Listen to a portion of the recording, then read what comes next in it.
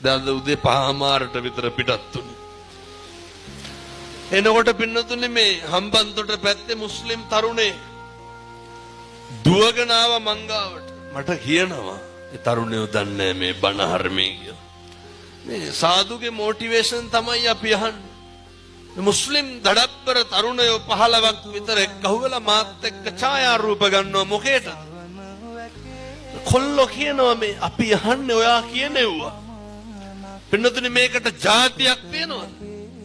මේකට ආගමක් තියෙනවද?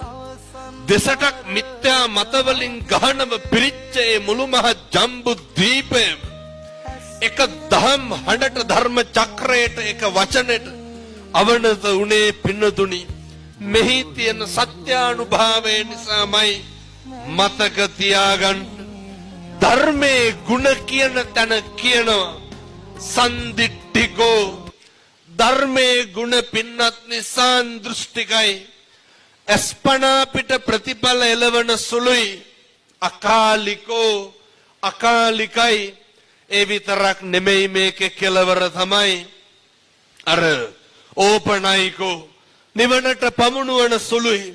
බුදුහාමුදුරෝ දේශනා කරන්න ඉදං මේ පුඤ්ඤ කම්මං ආසවක්ඛ්‍යා වහං හෝතු සබ්බ දුක්ඛා පමුජ්ජතු. මේ බෞද්ධයෝ හැටියට අපිට තියෙන්න ඕනේ මේ කරන හැම පිනක්ම මේ කුසලයක්ම මේ හැම කියන වචනයක්ම සත්පුරුෂ අම්මේ තාත්තේ කෙලවර අවසානයේ බෞද්ධයාගේ හුදෙක් පරමාර්ථය තමයි නිර්වාණය.